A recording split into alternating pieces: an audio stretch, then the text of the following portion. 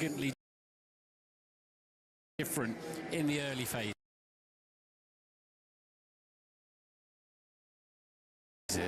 So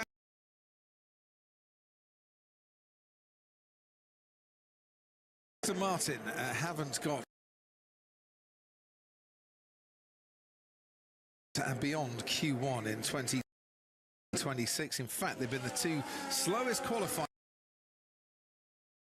at the last 5 consecutive Grand Prix, but they come here with a significant upgrade. It's a big spec car.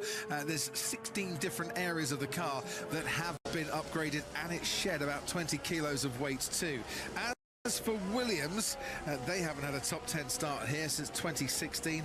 They haven't reached Q3 this season, and they could be under threat from the team in green. So let's go through this lap with Carlos Sainz, former podium finisher, of course, here at the Hungarian ring, but he's in a very different car this year than he was for Ferrari. Yeah, this is a tremendous corner, turn 4, turn in blind, and he's already then lost that lap, of course, with track limits.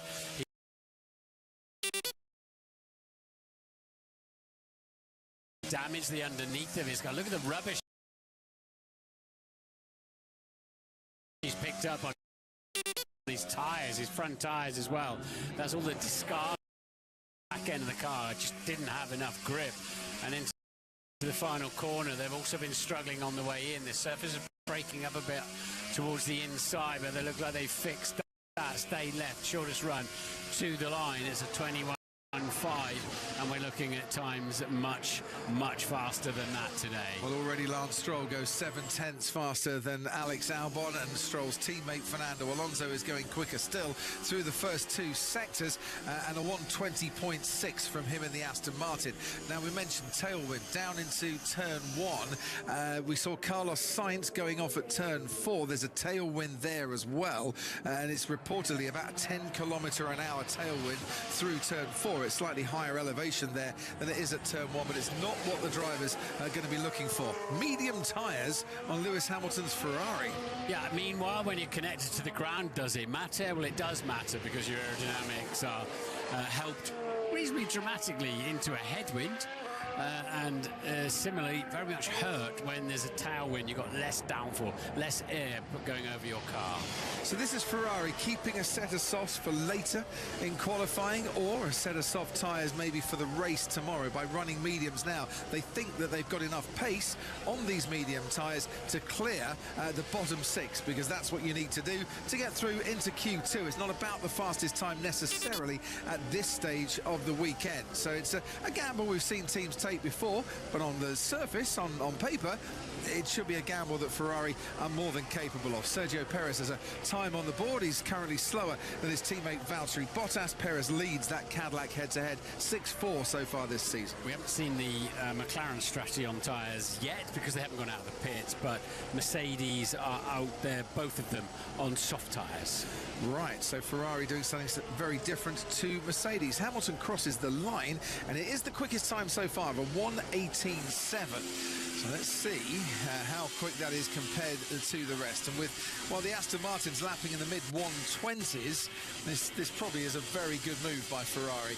And if it's not a good move, they can come out in about 8 minutes, 9 minutes time, Martin, on a set of softs, and there's probably no harm done, as long as they can put a lap in. Yeah, you're right. They pretty much cleared the bar within 1:18. We saw a 17.9 this morning, but as I explained, the track will not be anywhere near as good a condition for a little while as it was this morning. Right, take us through this. The man who leads the World Championship at the age of 19, Kimi Antonelli, on his first flying lap.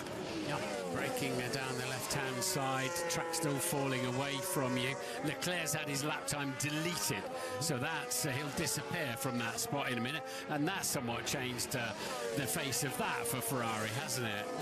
If it was his 1:18.878. It was. Indeed, yes, there he's gone now. So back to Antonelli, and that doesn't look flat out at all. It's not flat out at all. So has he had an issue somewhere. No, he did a couple of preparation laps before a flying lap in practice. Fred Vesti, who drove his car in FP1, was explaining how you need to get the internals of the tyre up to its working window, not the surface of the tyre.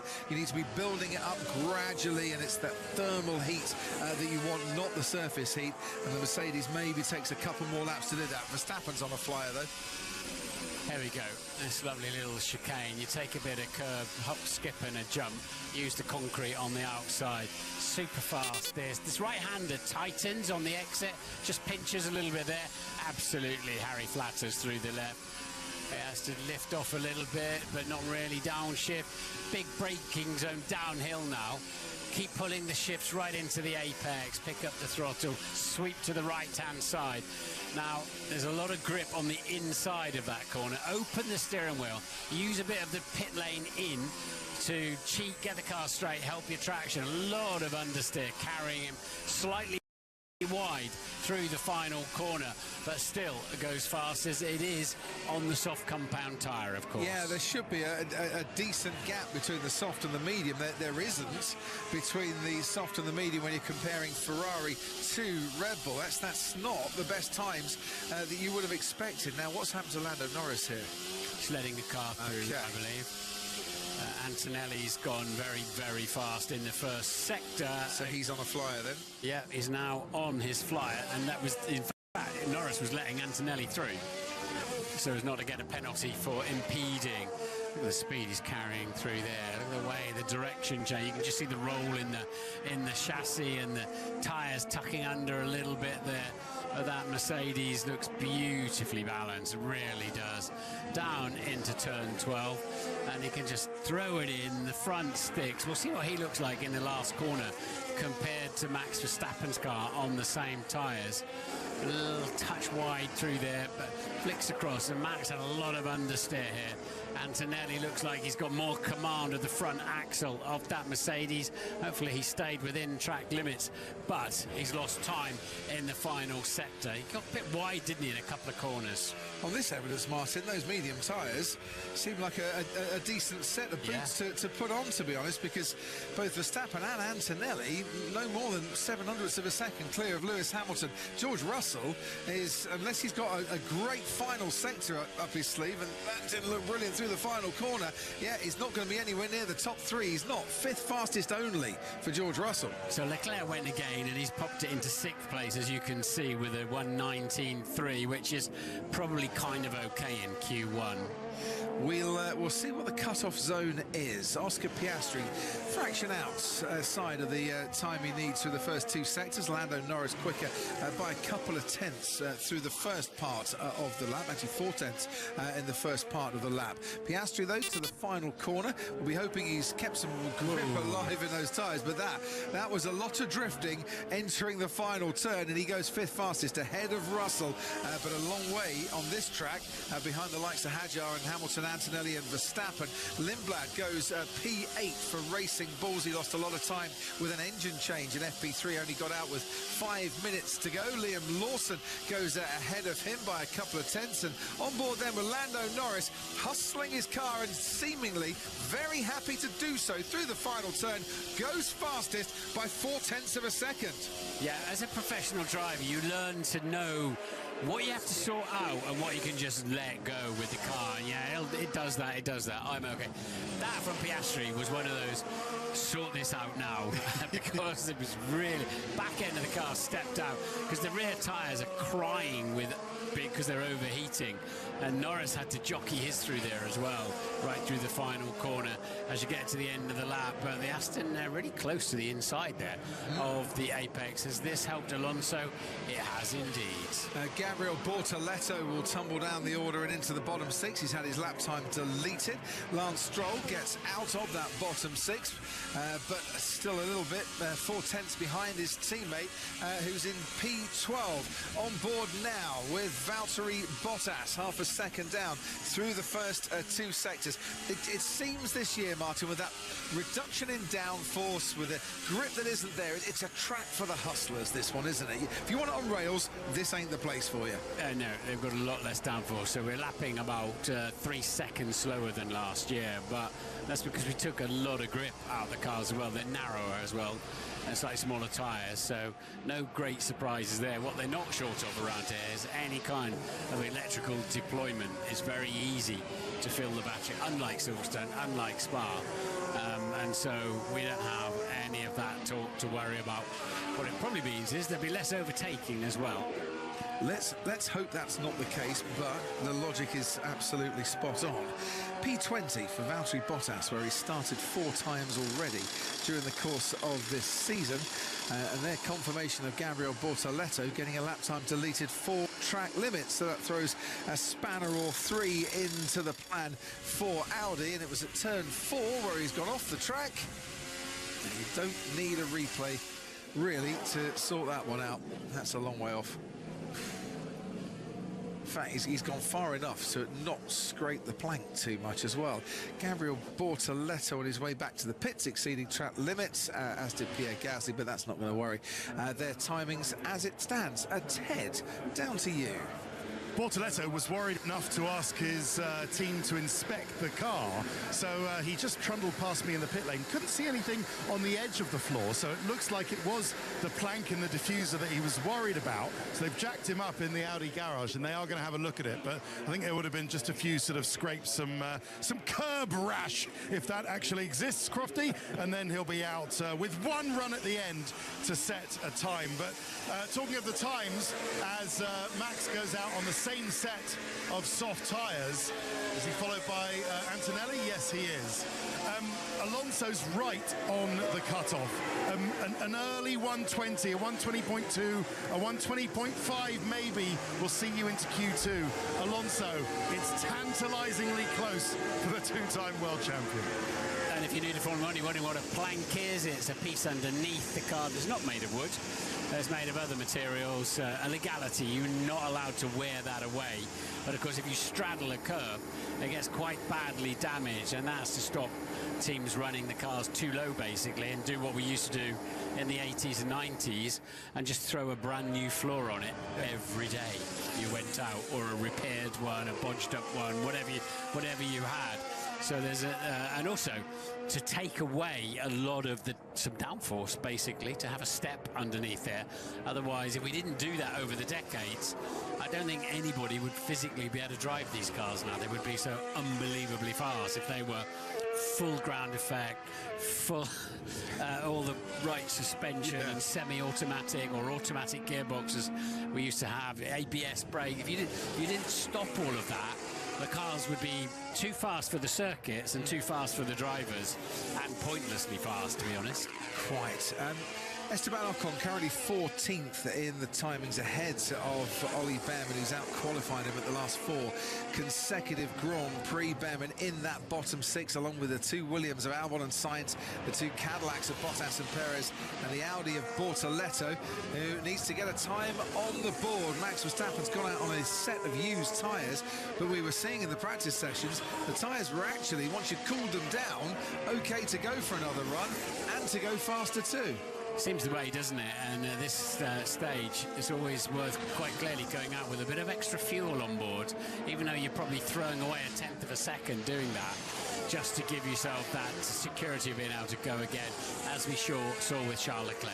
A couple of tenths outside the best time through the first sector for Max Verstappen. The Red Bull has been more impressive in the middle part of this lap, going through the chicane 6 and 7. It's been named the driving centre corner. Now they've all got corner names. These turn 8 and 9, Buddha, and then Pest. I don't know if it is a particularly pesky turn.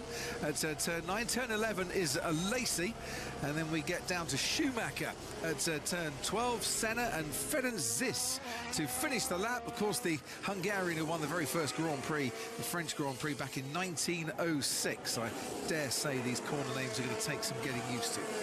Yeah, the driving centre one is not the one that thrills me in the middle. It's a great little chicane, actually. I'm sure they could have come up with a better name than that. You're absolutely right. Second fastest from Max Verstappen doesn't improve on his best time so far. Antonelli's not improving. George Russell is, though, currently down in 7th at the moment. Antonelli to the line. Second fastest, actually, that is his best time of the session, but he's still about 3/10 off Lando Norris. Right, George Russell, another go on these tyres, goes from 7th up to 6th. Not surprised. He was wrestling it, wasn't he, all the way through the final corner there for George. Here comes Carlos Sainz to try and get out of the bottom 6. Does, only just, though. The right side of the line for the time being. Here's his teammate Alex Albon to try and send him back down into that bottom 6, and he hasn't. Alex Albon could find himself out here. He missed Q2 by 7,000ths of a second in Spa as Leclerc goes 8th fastest. He's been out-qualified by Sainz in the last 4 races, Alex Albon. Not looking good for him here. Bortoletto puts Sainz back in the bottom 6 with his time lap, that if that counts will be good enough for P9. Ocon moves ahead a little bit. Ollie Behrman goes up to P14. The projected cut-off time of 1:20.1. What can the rest do now? Arvid Lindblad stays 11th fastest. It'll be Colapinto and Lawson to cross the line next. Colapinto's on an out lap. Here comes Liam Lawson, and he stays 10th fastest. You've got Perez and Bottas, Stroll, Albon and Sainz in that bottom 6 as Hülkenberg goes 6th fastest. Nice lap from Nico Hülkenberg to get into the top 6. Right, Valtteri Bottas, what do you got for us? Once upon a time, you were guaranteed Q3 here, and you're down in 21st at the moment. It looks like Aston Martin have an upgrade that is better for them now than the Cadillacs. Perez, slowest of all the qualifiers. Alonso goes P14, pushes Gasly into that bottom 6. Gasly and Colapinto both on a flying lap, though they've just gone through the first sector. Stroll pits, he's out.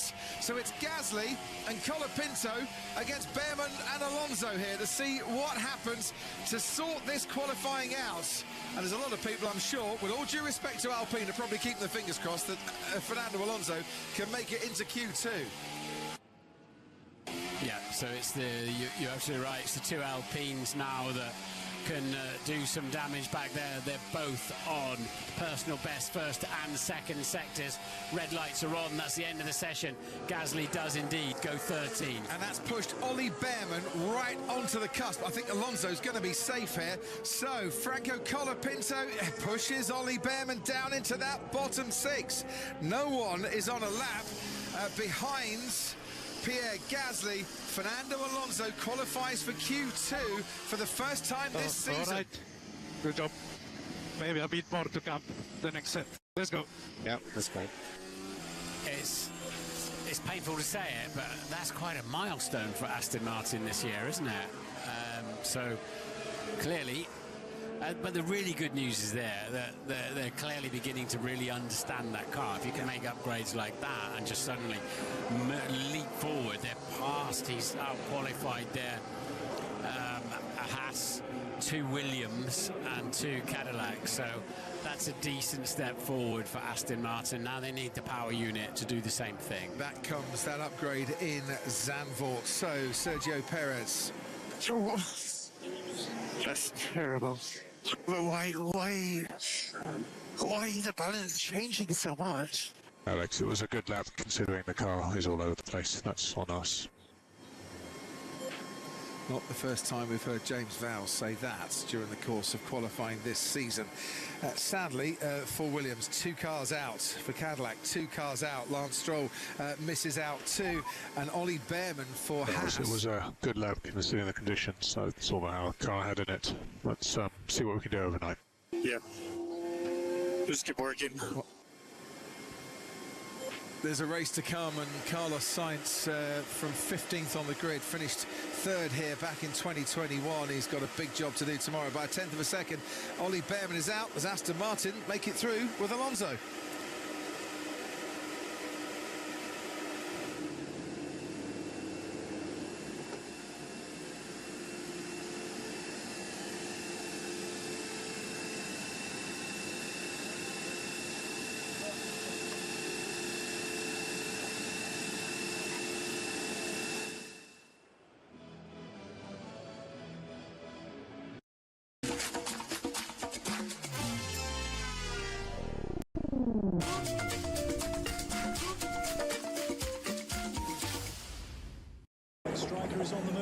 cuts inside. He's heading towards the box. He shoots! Go!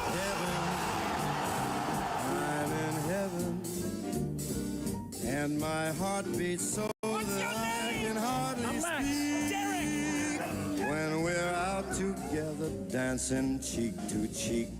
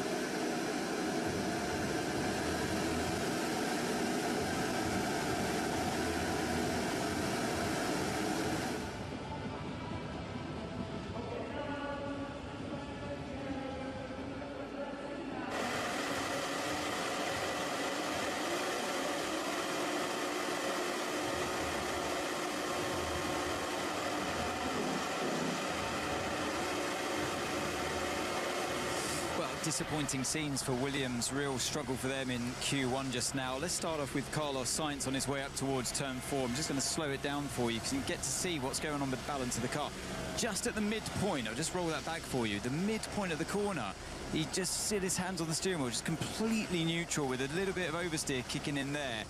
And what looked to be the correct entry speed ends up running him straight off of circuit, and that was his first attempt at tackling that corner, and things didn't get much better after that point. Then we can go to his teammate Alex Albon, who we've just heard from on the radio, and saying what is going on with the balance of this car. From what I can see, you've got a bit of mid-corner understeer creeping in at turn 1, and then because of that handful of lock, the rear then snaps away from him on the exit momentarily. Then he comes down towards turn 2, and the same thing happens. Look at the amount of understeer, he just cannot get the car in, and then when he wants to get on power, the rear isn't there for him at all. Turns into turn 3, and the thing's just jumping around, and the rear flicks around on him as well. So a real tough job for both Williams drivers there, pretty much confirmed by team principal James Vowles as well.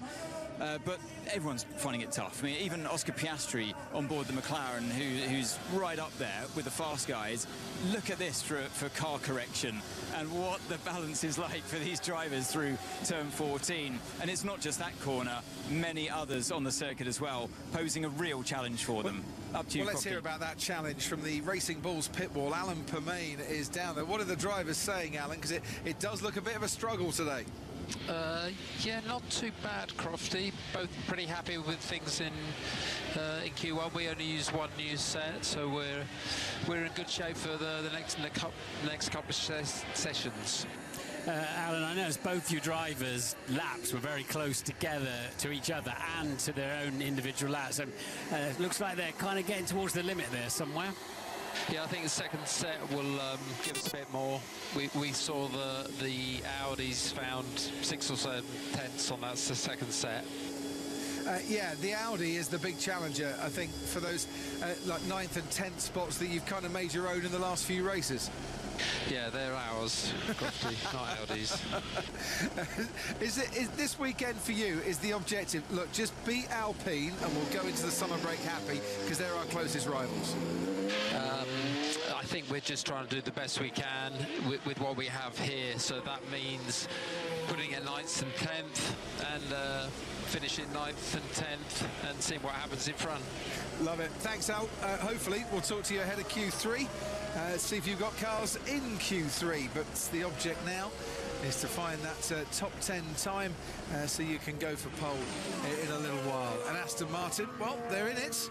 Fernando Alonso did get through to the second part of sprint qualifying in Canada. He didn't take part in it because he crashed his car by that stage. And yeah, there's a rare treat for the Aston Martin pit wall.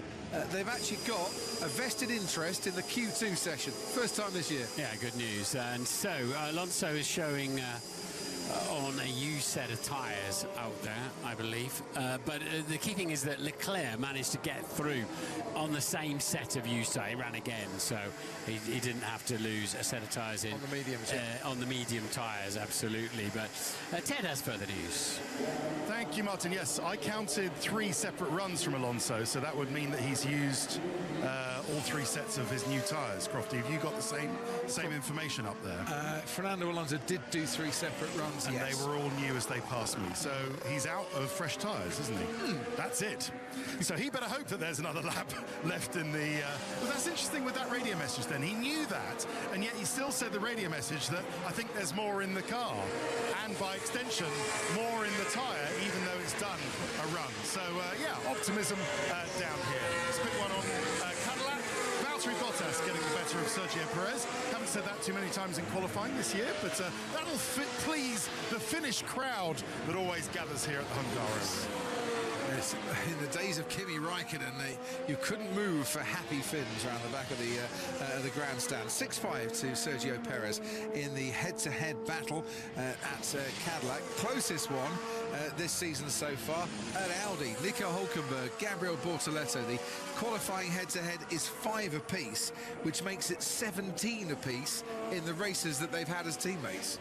So Fernando showing fastest of everybody in the first sector. That's because he's the only one that's done a first sector so far, because it gets reset per qualifying segment. So he did a 120.1 on his first efforts in Q1. Let's see what...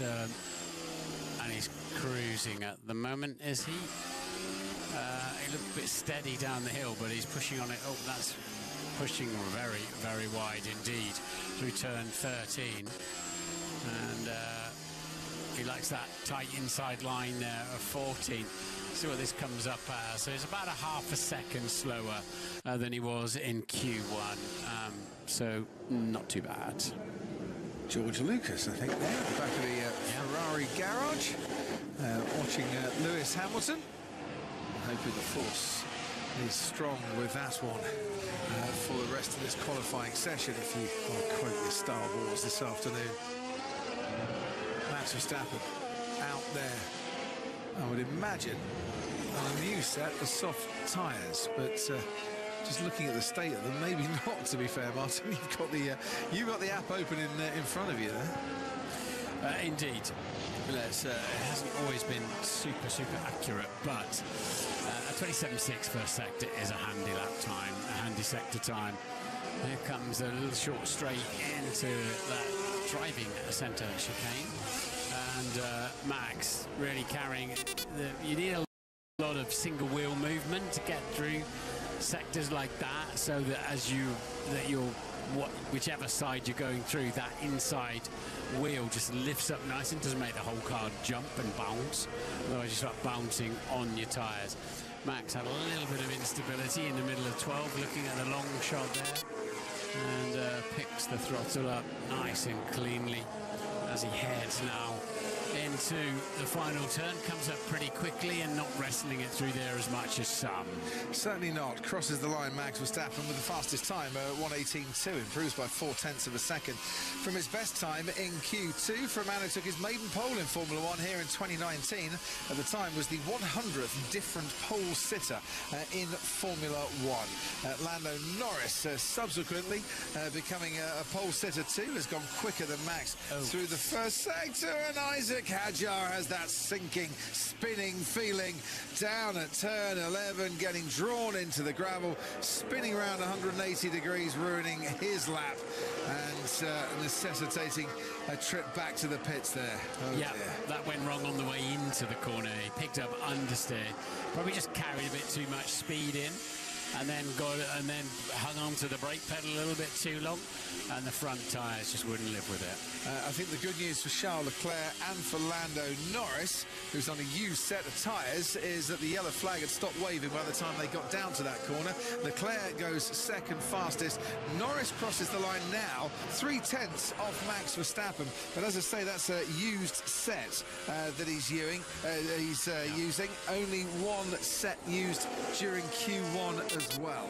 So they're saving tyres for the top 10 shootout. They think they'll be in there no problem. Arvid Lindblad goes third fastest, and Alan Permain saying they were saving tyres during Q1 for him too.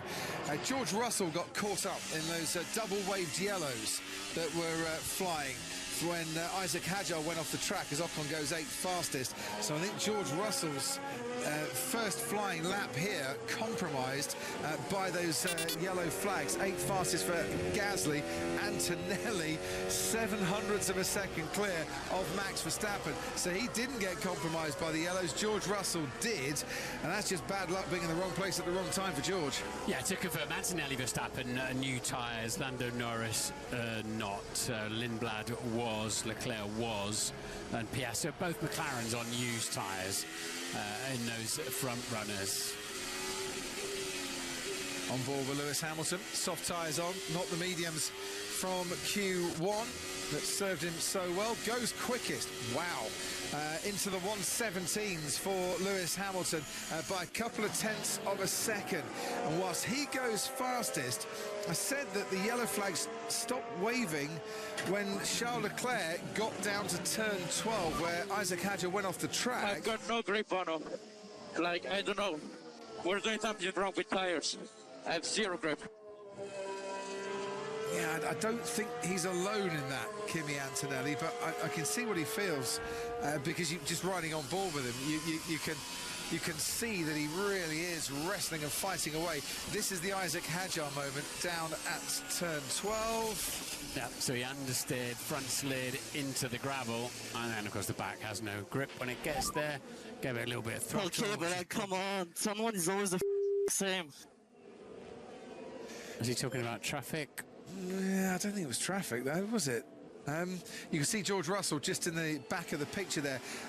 Charles Leclerc has been noted for a yellow flag infringement, and whether that's the stewards wanting to just have a little look there to see if he did lift off or not when he went through that zone, if the yellow flags were out.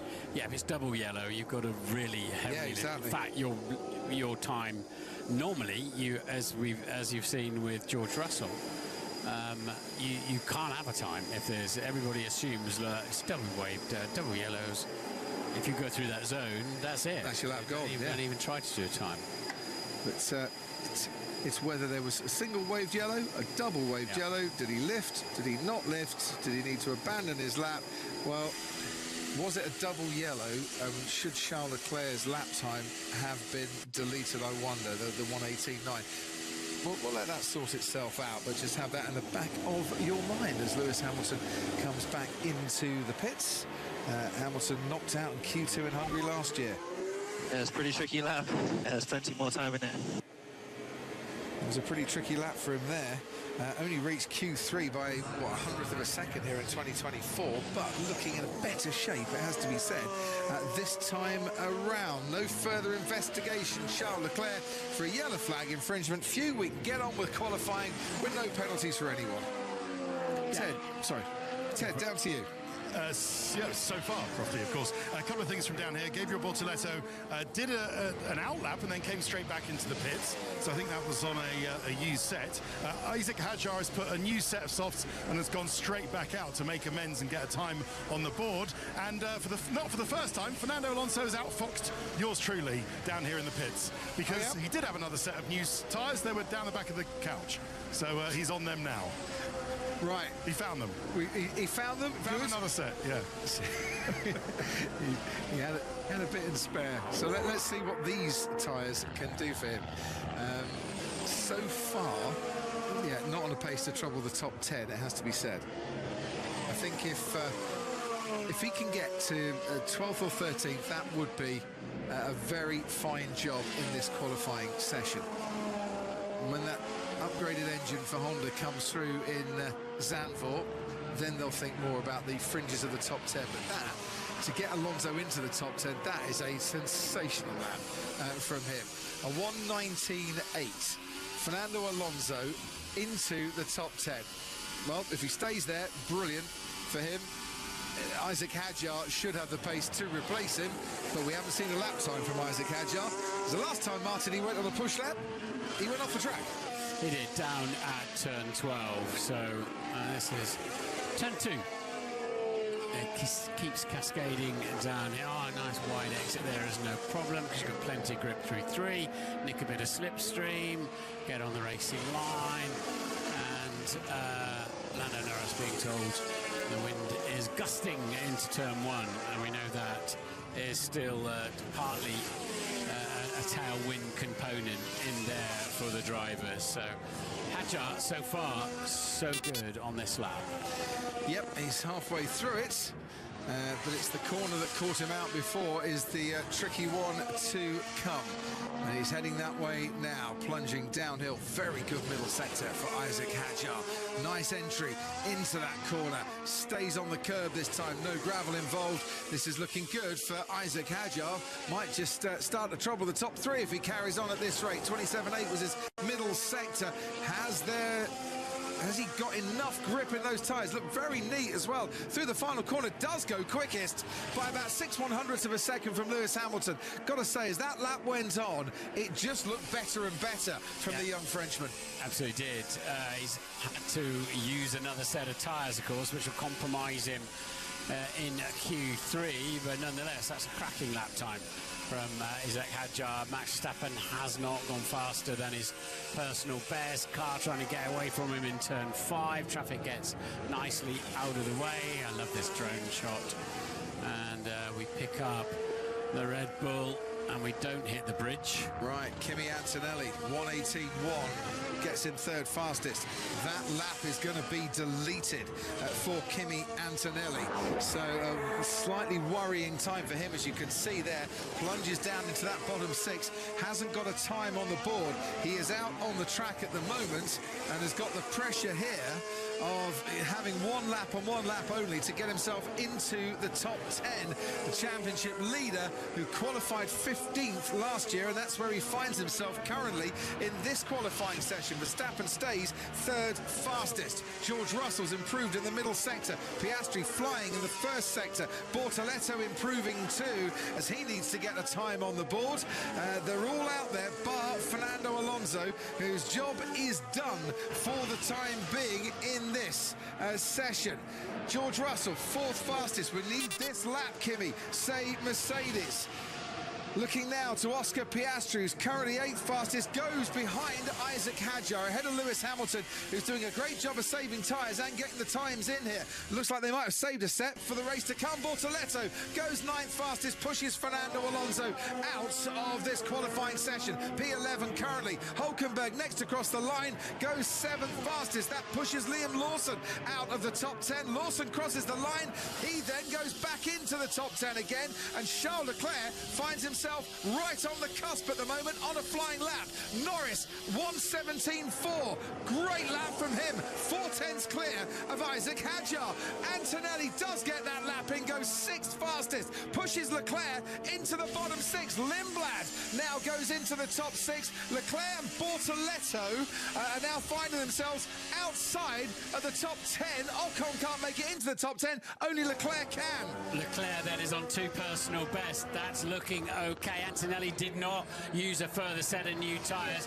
He'll be hoping to sneak through on the original set. Gasly just misses out. 11th fastest for him. Colapinto misses out too. Here comes Charles Leclerc. Pole position for him last year, and right at the end of Q2, he forces his way back into the top 10 at the expense of Liam Lawson. Hamilton is safe. No issues for him whatsoever.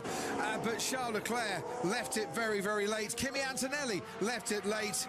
They made it through in the end. Yeah, unfortunately for Fernando Alonso, he went too early, didn't he? Peaked too early there, because the track, as we talked about before we got going, ramps up. You know, they put the Formula One rubber down, clean up the dust. Such a bad lap. It's so hard to drive. sadly for Liam Lawson. Hard to drive, couldn't make it through, and it's 6-5 to him in that head-to-head battle now with Racing Bulls, because Arvid Lindblad has made it into the top 10. That's 4 in a row now for him in terms of Q3 appearances. Lawson misses out though. Pierre Gasly misses out. Alpine haven't been in Q3 here since 2022. Colapinto, his teammate, down in P13. Gabriel Bortoletto 14th on the grid. Esteban Ocon 15th. Fernando Alonso 16th for Aston Martin. Lando Norris with the fastest time of a 1:17.4. He's been pacey. Can they catch him for pole?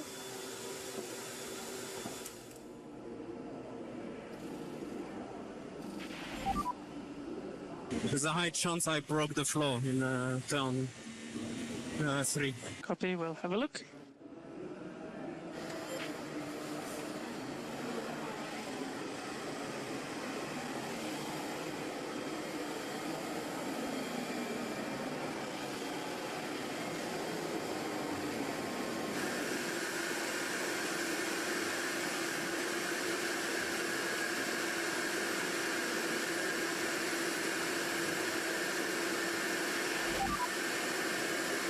I mean, for me, we seem genuinely competitive, so let's throw everything at it.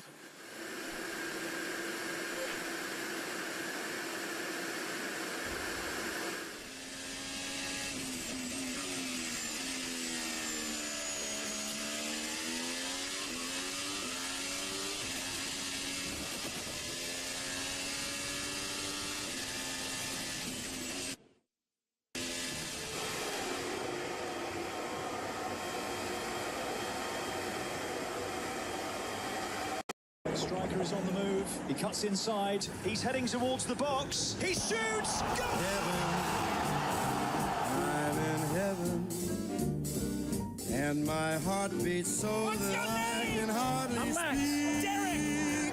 When we're out together, dancing cheek to cheek.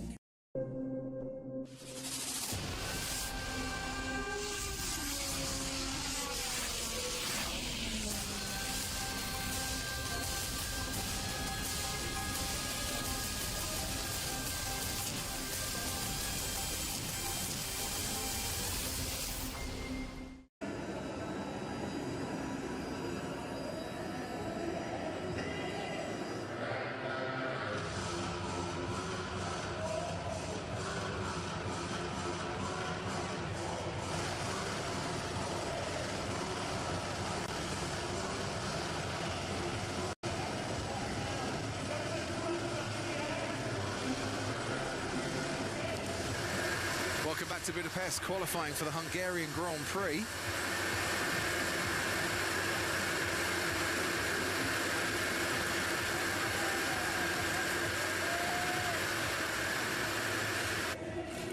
Where Arvid Lindblad finds himself in the final part of qualifying. Anthony Davidson down at the Skypad.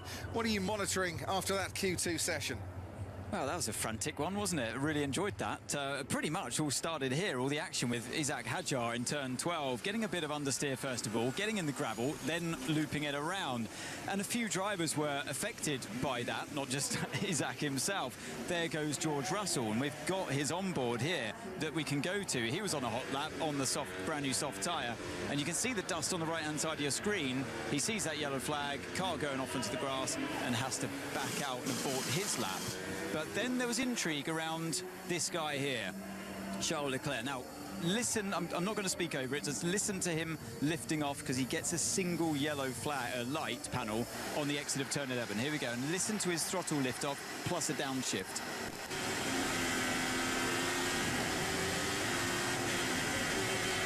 So it's subtle, and you've got to be aware, but he is aware of the situation. Single yellow flag is waved there by the marshal on the left-hand side. He knows knows when you're on a hot lap, you just need to lift off. It's very brief, and let's be honest, it doesn't really do much to your lap time, but lifting off seems to suffice these days with the stewards, and he gets away with that one. That's why he was momentarily under investigation, but was allowed off the hook. And then finally, this one here with Kimi Antonelli, turn 6 and 7. So 6 is this corner here, 7's the next one. I'll play at full speed first of all, see if you can see any track limits. So it's the apex of the corner. I'll just rewind it for you and show you how tight this is. I just have to go frame by frame here, because it's the inside white line where, yeah, it's probably... Where are we? Yeah, probably there, give or take, but how close is that? So they've got a real eagle eye on this one, more than what I can spot from this onboard anyway. So that, I know the stewards have got different angles, but that's what he was pinged for. That's why he had to have that last-ditched effort at the end of qualifying 2 there. Back to you, Crofty. Thanks ever so much indeed, Ant. From the Sky Pad to the Racing Bulls pit wall. Alan Permain, you've got a man in the top 10, and it's Arvid Lindblad, who's come up trumps in qualifying again. What's he doing that Liam isn't quite finding in this session? Oh, you might be on mute there, Alan. It's like a Zoom call gone wrong. We can't quite hear you. Let's try again. How about now? That's brilliant. Yeah, not obvious, Crofty, what really was just going on. Liam's just struggling in that first sector, too much understeer, and where he's been really strong in the last sector, he wasn't able to put that together in Q2. We're hearing a lot of drivers talking about there's no grip on that run, or obviously we've got a lot of wind swirling around this track as well. What is confusing them out there? Because some are fine and others just can't make it stick. I think it's difficult to know, Martin, at the moment. We need to get back and have a really good look at things. Arvid's clearly very, very happy with the car. And as I say, Liam, too much understeer first sector, too much oversteer last sector. Alan, thanks ever so much. Go well in the final part of qualifying. Pole position then in 2026, it's 6-4 at Mercedes. Kimi Antonelli with 6 poles, George Russell with 4. It's not a given that Mercedes are going to be on pole here today. Lando Norris starting to look like a very, very keen contender. Yeah, Lewis didn't put another set of tyres on, unlike Charles Leclerc, but so it kind of looks like Lewis versus Lando, doesn't it, for pole? But then I think when it all settles down, Charles Leclerc can be in there as well, Oscar Piastri too. I think the Red Bulls have got some pace if they can just nail it. The car looks a little bit tail happy at the end of the lap, the 2 Red Bulls. So it was quite difficult to read, actually, those 2 sets. It's all over the place, a little bit like the wind direction and speed. Absolutely all over the place, and maybe that's significant. But my gut feeling is it looks like Norris v Hamilton for pole. But let's see who can make that incorrect. Now, officially, the track temperature is about 43 degrees. It's still pretty sweltering here at the Hungaroring. I think that centre might be in the shade a little bit, and the shade is starting to come over the main straight as well. The pit lane's still bright sunshine, but the sun behind the grandstand. Martin and I sat in the commentary box looking down on the pit lane. Everyone looks hot, looked tired.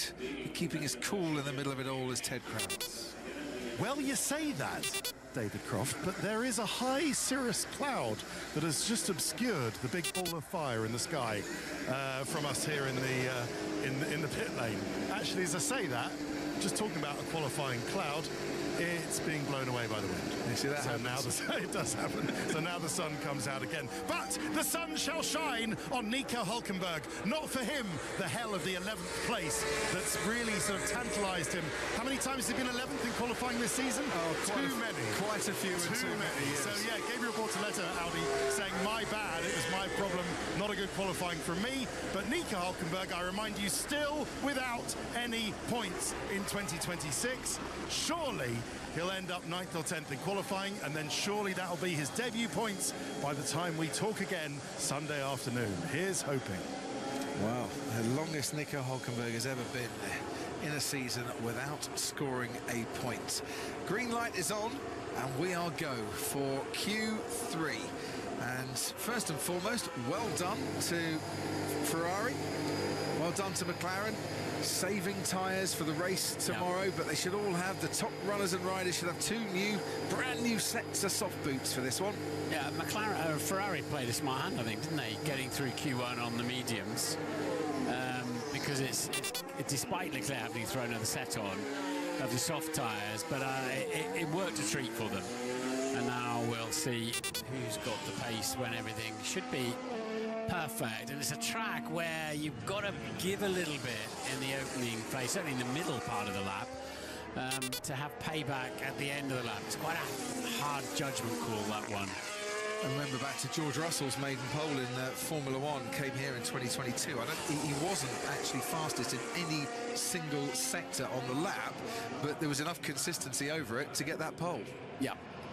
Rear wing wide open then, and that'll close. The aerodynamics will reattach pretty quickly, and you take a nice sweeping smooth line in. The key thing is to pick when you got over 1,000 horsepower on your right foot, the key thing is to pick the throttle up ASAP without spinning the rear tyres up. If you flash the surface up and spin the rear tyres, they change, the compound changes properties, and sometimes you just can never get it back again. 27.5 is a solid first sector.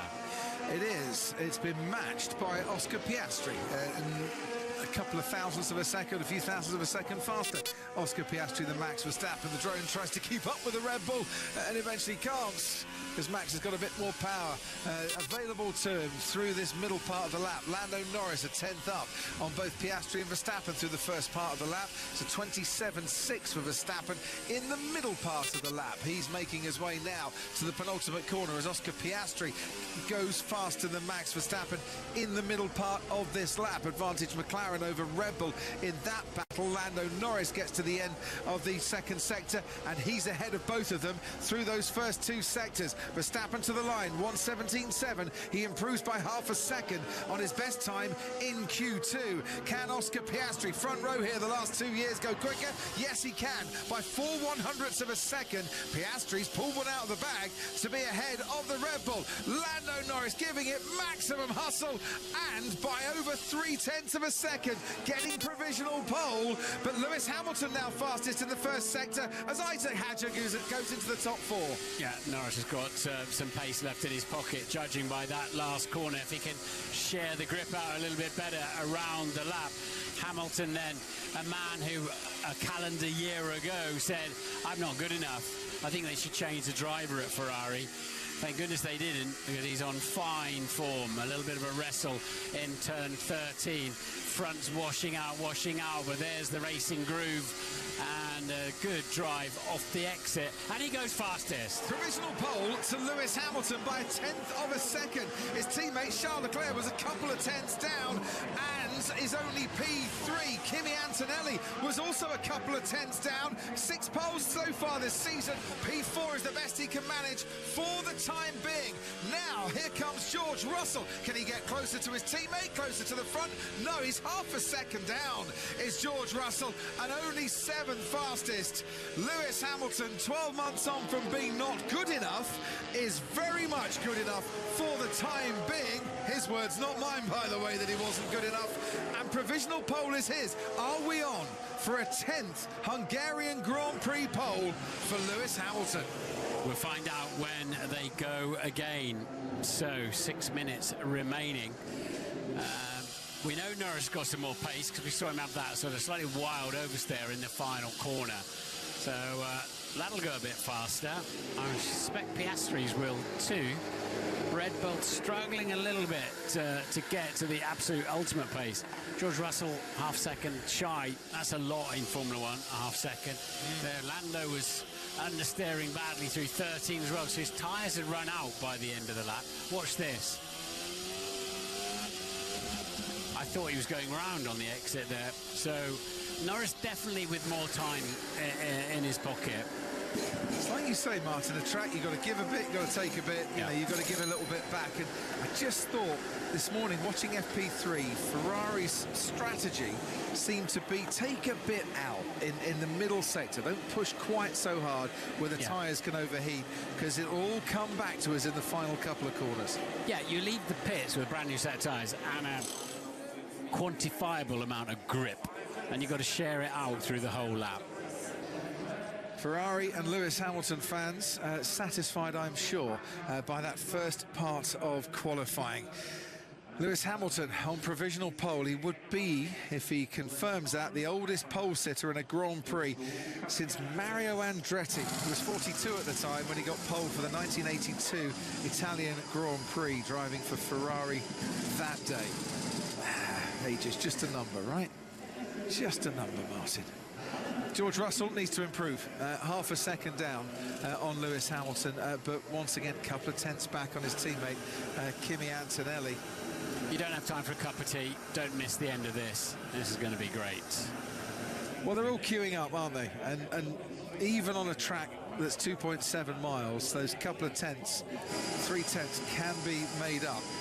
Worth pointing out, though, this time last year, Charles Leclerc took pole, and he was the only driver to improve on his Q2 time here at the Hungaroring. Now, we're seeing others improving. By a tenth here and a tenth there, but he was the only one that managed that improvement. The question now is, can they improve on their first time in Q3?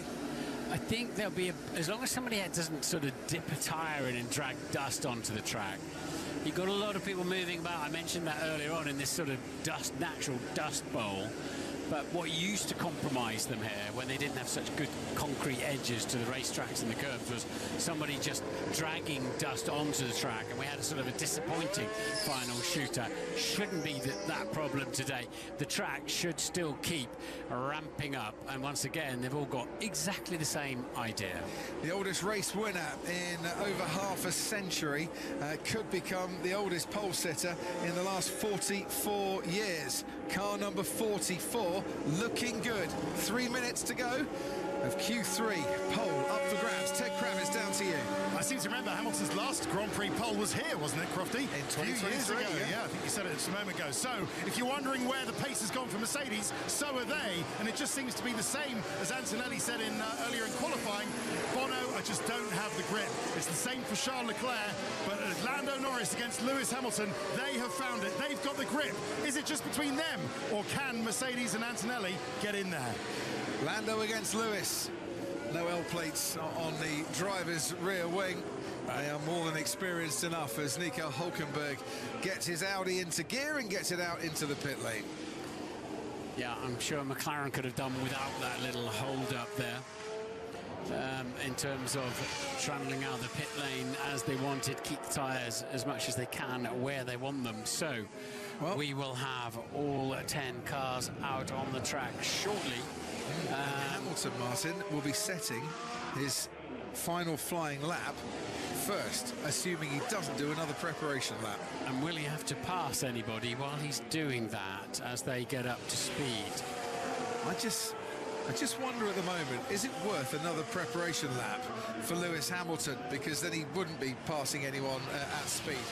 We'll see. I think he's going for it. Full beans down the straight and into turn one. Active aero slams shut. Gives him the downforce to take that first corner, and he's on his way. Yeah, had to do a little correction on the way into the corner. So 27.3 is the fastest first sector we've seen, but as we've explained, it's not always matters if you can go keep the grip for the middle of the lap, but you don't want to be too tidy there. This is 27.5. We did see him have a correction or two, or is he just saving the grip in the final two sectors? We're about to find out. Charles Leclerc at 27.6. Neither Ferrari improving during the first sector. Max Verstappen at 27.6. He hasn't improved in the first sector either. The only one who has improved is Kimi Antonelli with a 27.4. That's the threat to Hamilton at the moment, who, as you can see through the first two sectors, is nearly half a second adrift of a time he needs to extend his pole advantage. Who else in the middle sector? Leclerc's gone slower too, a 27.9 for him. It was a 28.0 for Hamilton, 27.8 for Verstappen. We are not seeing improvements out on the track. Hamilton crosses the line. It's a 1:17.2 from his first flying lap in Q3 that they are all still chasing, and Antonelli's the only one who's improving. Leclerc crosses the line. P3's the best that he can do. Verstappen has spun, and that's a yellow flag. Antonelli is going to have to lift off. Russell might have to lift off too. At the final corner, Verstappen loses it. Antonelli stays on the second row. George Russell's not improving here. Got caught out with yellow flags at the wrong time. Had to lift. P7's the best he can do. But Norris still out there and able to improve, and he has done in the first sector. Yeah, so the two McLarens will not be affected by that Verstappen spin. They were last out. We saw them delayed almost, and Norris mighty fast. But there's another yellow out there. There's a double yellow out there, but I think Lando Norris is clear through it. Lando Norris is on course to take pole if he's got the grip around this final corner. At the moment, a tentative grip for Lewis Hamilton on that pole position. Norris has snatched it by 12,000th of a second. Lando Norris takes pole here in Budapest. And hey, they are delighted about that. They really are. Oscar Piastri's had to back out. P5 for him. Lewis Hamilton came within 13 milliseconds of becoming the oldest pole sitter in 44 years. He's on the front row alongside Lando Norris. The second yellow flag was for George Russell, stopping at turn 1. We saw him adjusting something on the steering wheel. He had to give up through the last corner anyway. Russell starts 7th at the moment. No penalties incoming that we know about or expect with power units or what have you. But Lando Norris then delivered when he had to, and that was wow. And it's not often you see Max Verstappen make mistakes like that, is it? No, So having to push Martin harder than the grip allowed. Yeah, and just like throwing caution to the wind in the final corner, back end of the car, I suspect just wouldn't stick for him. We're about to see. He's thrown it in, and he had to correct a slide on the way in, and he sort of got a bit of an anti-lock going on there, and Max did not just leave it there and ruin everybody's lap. No. He drove out of the way, but that enabled Norris then. If Max had stayed there, then Norris wouldn't have had a chance. Certainly wouldn't. It compromised Antonelli, it compromised Russell. They were the next cars on the scene, but everything had been cleared up by the time this man arrived at it. Yeah! Gorgeous. Go, what a voice to be honest. Thank you very much. For the second time in 3 years here in Budapest, and for the first time this season, Lando Norris is on pole. Mercedes power, but not Mercedes, who get to round 11 to find another car ahead of them on the grid. Well deserved too, you'd have to say. We didn't, I was watching it, but you were commentating on something else, but Lewis had a really wide run through the last corner, kicking up the dust on the outside a little bit. So a difficult final lap for the two Ferraris, but Norris found a way through the chaos. He was the only one that really improved substantially on his first flying lap. The rest were all struggling a bit on that one. At the margin 12 milliseconds, which means the last 5 Hungarian Grand Prix poles have been decided by a combined margin of 0.107 of a second. Like just over a tenth. Amazing. The last 5. It does deliver drama in qualifying this place. It really does. I think Lewis felt that pole would have been his there, but for whatever reason, the improvement just didn't come with the second lap. And you know, even improvement by a couple of hundredths would have done it for him. You never wanted to be in the past, in the early days here, on the right-hand side of the grid, did you? 2nd, 4th, 6th. But it sort of sorted itself out a bit these days, but it's still not good. No, it's not. The F3 race this morning, I think it was Freddie Slater was 2nd on the grid. Didn't seem to get away very well. I'm not sure in the F2 race that it was brilliant either. You certainly in the past wanted to be on the odd numbers. See if it makes a difference. An incident involving Hamilton and Piastri has been noted for impeding. As Lewis Hamilton was on a lap, could Piastri have impeded him, or is it vice versa? Vice versa, because we saw Piastri get out of the way on Lewis's lap, and then would have to repass Lewis after Lewis finished his lap. So, because I'm pretty sure we saw Piastri getting right out of the way, didn't we, coming up turn 12. Yeah. we'll keep an eye on that. The stewards might decide to investigate. It's just been noted for the time being. Nico Hulkenberg qualifies 10th, by the way. Arvid Lindblad 9th on the grid in the Racing Bulls. That's the second time in 3 races he's been 9th on the grid. He was 7th last time out at Spa. Isaac Hadjar, P8 for him. Disappointment for George Russell. Why did his car stop? Was there... Well, they need to give a sample of fuel at the end of qualifying. Did he stop before that that fuel ran to a level below that they need? Is it a litre of fuel you need to have, Martin? It is indeed. So what, was he ordered to stop because the car was running out of fuel? But that doesn't count because they'll take that into consideration so that you don't stop out on the track to make sure you've got a litre plus. So is there another issue affecting George Russell's car? A lot to tidy up. Don't go anywhere. Natalie will be back in the paddock with Ant and Jamie in a few moments. But David Coulthard is hosting the post-qualifying interviews down in Parc Fermé. So, welcome to our top 3 finishers from the qualifying session. Well, Lando Norris, welcome back. It's been a while. Your first pole position as world champion. Yeah, no, thanks. Very, very happy. Very happy to be back on top. A tough quali. Obviously, these guys here were very quick, and it's been pretty tight the whole weekend. But we've seen quick from the first laps that we did, and we brought a few upgrades. And it's hard to know how much it helps in terms of lap time, but it certainly helped today. So yeah, very, very happy to be back on top, especially at a track where you certainly want to be on pole. It's been great for us as fans to not know who was really going to end up with the pole position in the end. It was 1/100th of a second. You knew Lewis had the pole, you were going into that lap, you nailed that first sector. It's been a sector that's been strong for you all weekend, so the confidence was building around the rest of the lap. I mean, honestly, I had confidence the whole of today. My laps in Q3 were not the best, even the one at the end, so pleasantly surprised to be on top. But we've been doing a good job. The car's been feeling good. I've had good confidence. I certainly pushed it a little bit more on the last lap. Some paid off, some didn't. But the main thing is we did it in the end. So no, very, very pleased for the team. A big thanks to them for working so hard. And yeah, another big job for tomorrow. Okay, we'll come back to you. So if we can just move on to Lewis. I can see the disappointment, and you were standing there. You were sort of reflecting on that last lap. Just didn't come to you at all because you laid down the position. There's where the track was, but the final set of tires didn't talk to the car. Yeah, firstly, congratulations to Lando. It's a great lap. Yeah, we've been doing a great job all weekend. I felt solid throughout qualifying, and yeah, for some reason, I mean, we went out first, which I don't think was the right call. But then on top of that, just the grip for some reason wasn't there on that last lap, I think, for both Charles and I. Yeah, it's obviously a track that I love. I think we're obviously competitive, but I think tomorrow's going to be a hard day. Yeah, you've got an amazing record round here. If you'd managed by 1/100th and a little bit, that would have been your 10th pole on this track. So you've got a real connection here. You're teed up nicely for the Grand Prix tomorrow, but I'm still sensing that, you know, that's a pole that got away from you.